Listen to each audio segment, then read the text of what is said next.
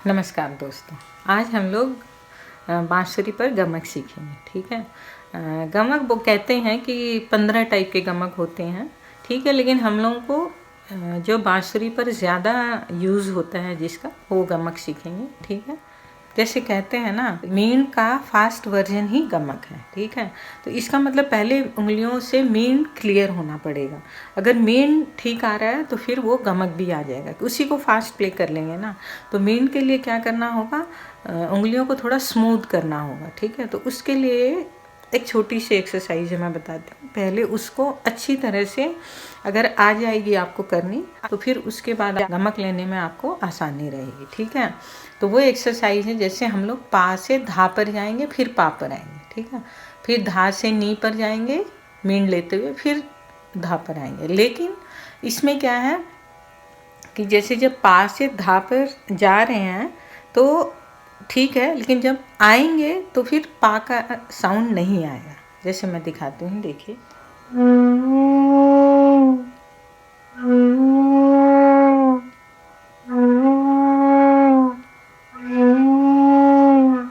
ठीक है। पा पर जब उंगली थी वहाँ से ब्लो दिया मैंने, पा पा, फिर धा, मतलब ऊपर से हम लोग गमक ले रहे हैं ना, तो ऊपर जा रहे हैं। धा मतलब धनी, जैसे पा धा, पा पर आए लेकिन पा को बजाना नहीं है। ठीक है। वैसे धनी, फिर धा को बजाना नहीं। तो ये जो उंगलियां ऐसे चलेंगी ना, इससे गमक अच्छा आएगा। ठीक है। ये जो ग्लाइड करते हैं ना, ग्लाइड्स, ये देखिए ऐसे। तो ये जो आपकी ये एक्सरसाइज हो जाएगी ना, देखिए ऐसे। ठीक है, मैं दिखाती हूँ।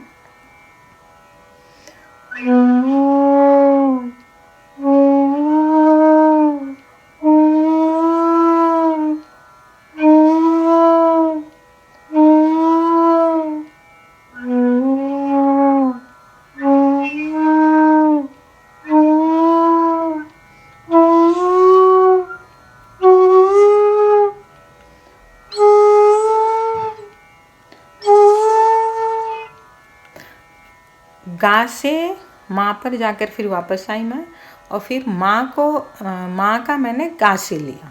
ठीक है। जैसे देखिए, ये इधर से मेरी उंगलियां दिखती नहीं हैं।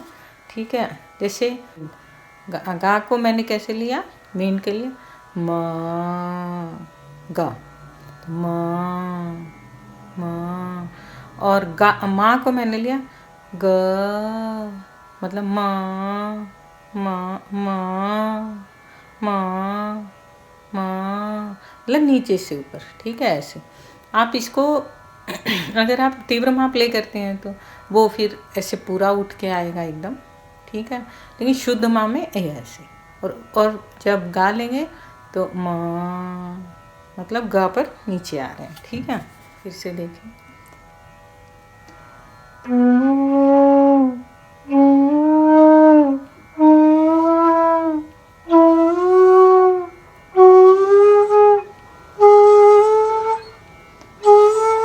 अब इसको फिर हम लोग इसी तरह से प्रैक्टिस करेंगे। ठीक है। कई लोग कहते हैं ना कि दो स्वर का गमक, 3 स्वर का गमक, तो वो कोई बात नहीं है इसमें। तब हम लोग ऐसे लेंगे, जैसे अब मुझे नी से गमक लेना, तो ऐसे सा से। ठीक है। मतलब जिस नोट पर हम लोग लैंड कर रहे हैं उसका साउंड नहीं आना चाहिए। ठीक है। इस चीज़ का पूरा ध्यान रखना है इस रियाज के वक्त। ठीक है।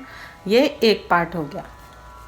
इस पार्ट में हम लोगों ने क्या किया, ब्लो और उंगलियों का सामंजस्य रखा, मतलब सिंक करना है, और इसको ग्लाइड करते हुए ऐसे ले रहे हैं हम लोग, ऐसे ऐसे। ठीक है। ये मेरी ये उंगलियां दिखाई देती हैं, इसलिए मैं इस पर बता रही हूँ कि पदा पानी पसा। ठीक है। तो आप जितने नोट का भी करेंगे, उंगलियों को फ्लेक्सिबल करना है हम लोगों को। तो ये एक्सरसाइज इसीलिए ज़रूरी है। इसको जितना ज़्यादा करेंगे आप, उतना अच्छा गमक आएगा आपका। ठीक है। एकदम एकदम ऐसे ऐसे ऐसे नहीं पड़नी चाहिए, ऐसे करके एकदम फट से पड़ गई, ऐसे नहीं, एकदम स्मूथली देखिए, ऐसे ऐसे ऐसे ऐसे एकदम ठीक है। ये जो मतलब हम लोग ऐसे ऐसे करके ले रहे हैं, एकदम साउंड से भी आपको पता चल रहा होगा। ठीक है, अब ये पार्ट 1 था। अब हम लोग, आप समझ गए होंगे कि ये मतलब उंगलियों की एक्सरसाइज है और ब्लो बस हम लोग सिंपल रख रहे हैं। ठीक है, जैसे ये चीज़ आपने देख ली। अब इसके बाद इसका सेकंड पार्ट। ठीक है, अब सेकंड पार्ट में क्या होगा, अब हम लोग ब्लो अपना चेंज करेंगे। ब्लो में हम लोग एक स्ट्रोक लेंगे, तो वो स्ट्रोक तू तू नहीं है। ठीक है, वो स्ट्रोक है टो टो ट, मतलब मैं अंदर से कर रही हूँ ट या त। ठीक है, तू करेंगे तो वो साउंड अच्छा नहीं आएगा गमक का। टो टो टो, या मतलब अंदर से करना, या टो टो इस तरह से। और वो जो टो टो, क्योंकि ये जब गमक ऐसे चलता है ना, प प प प ध ध ध, इस तरह से है गमक। ऐसे पा पा पा धा धा धा ऐसे नहीं आता, प प ध ध नी नी इस तरह से आता है। ठीक है, तो वो उसको अगर हम लोग अपने स्ट्रोक से भी उसको और हेल्प करते हैं ना, तो वो और अच्छा निकल के आएगा। अब हम लोग स्ट्रोक सीखते हैं। ठीक है, स्ट्रोक कैसे देना है। तो आपने ये अब एक्सरसाइज पूरी कर ली। ठीक है, जैसे पा का गमक लेना है तो यहाँ से देना टो टो टो टो। ठीक है, धा का लेंगे तो टो टो टो, देखिए।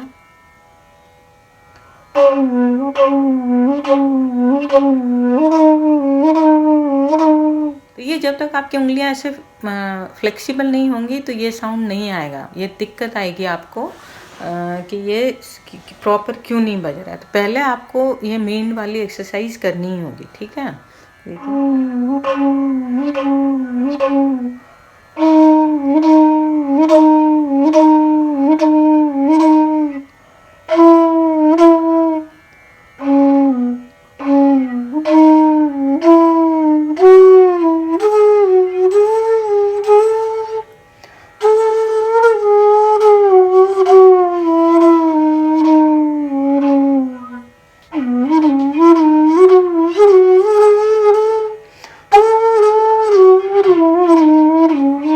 आपने देखा एक एक नोट का गमक। ठीक है, अब हम लोग इसको 2 या 3 नोट का गमक करके देखते हैं। ठीक है, तो मैं पा को का नी से गमक लूंगी। ठीक है, सा से, तो सा नी, सा से लूंगी, नी से लूंगी, फिर धा से लूंगी। ठीक है, तीनों का डिफरेंस देखिए।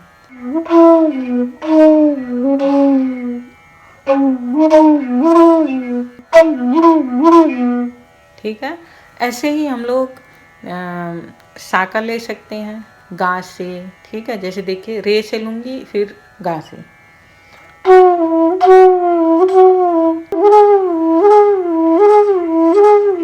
ठीक है, तो वो थोड़े ज़्यादा स्वर का गमक लेने से और अच्छा साउंड आता है। ठीक है, ये आपके ऊपर है कि आप कैसे प्ले करना चाहते हैं। आपको जैसे अपनी प्लेइंग में मधुरता लानी हो, वैसे अच्छा लगे आपको कि हाँ ऐसे प्ले करने से मेरी प्लेइंग मधुर होगी, तो आप वैसे यूज़ कर सकते हैं। इसमें ऐसा कुछ नहीं है कि आप इस स्वर से नहीं ले सकते हैं, उस स्वर से। हाँ, जब राग बजाते हैं, जब हम लोग, जैसे कि समझ लीजिए भोपाली है, तो आप कभी भी नी से गमक नहीं ले सकते हैं, नहीं लेना चाहिए। जो एक नियम होता है ना, तो आप सा से लेंगे, फिर धा से। जैसे पा का गमक लेना है तो आप या तो धा से लेंगे या सा से, नी का इस्तेमाल नहीं होगा। ये एक चीज़ ख्याल रखने की होती है जब हम लोग राग प्ले करते हैं। ठीक है, और बाकी आप जैसे सॉन्ग्स वगैरह, लाइट म्यूज़िक कुछ भी प्ले करें तो कहीं से भी कोमल स्वर से, शुद्ध स्वर से, किसी भी स्वर से कहीं भी गमक लेकर आप प्ले कर सकते हैं। ठीक है, और अब मैं बताती हूँ आपको। समझ लीजिए सा का मैंने गा से बताया, रे से भी बता दिया।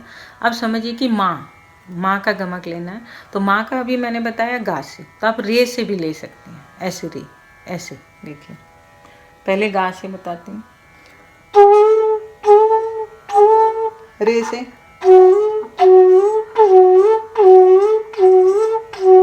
सा से,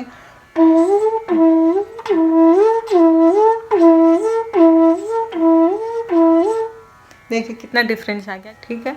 तो इस तरह से आपको प्ले करना है और वो थ्रो अच्छा आना चाहिए कि वो एकदम पा धा नी सा इस तरह से प्ले होगा। तो ठीक है, मैं आरोह और अवरोह आपको दिखाती हूँ।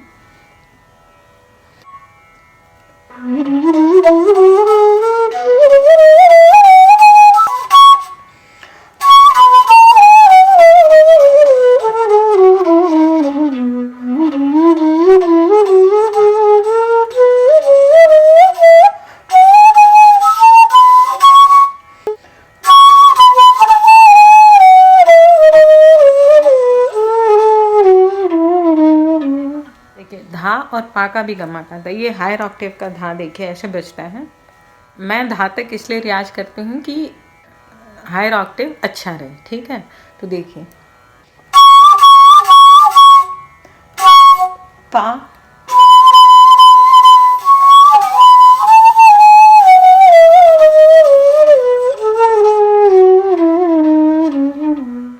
आप समझ गए होंगे, ठीक है। बाई चांस कुछ समझ में नहीं आया हो तो मुझे कमेंट बॉक्स में बताएंगे। मैंने कोशिश की है आपको कि गमक क्लियर हो जाए एकदम, ठीक है।